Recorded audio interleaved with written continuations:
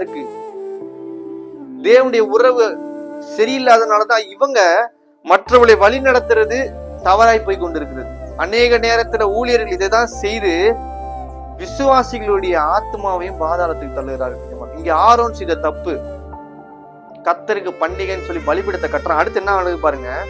மறுநாள் அவர்கள் அதிகாலையில எழுந்து ஆண்டவரை தொழுகிறதுக்காக அதிகாலையில இருந்து சர்வாங்க தகன பலியை இட்டு சமாதான பலிகளை செலுத்தினார்கள். பின்பு ஜனங்கள் புசிக்கவும் குடிக்கவும் உட்கார விளையாட எழுந்தது.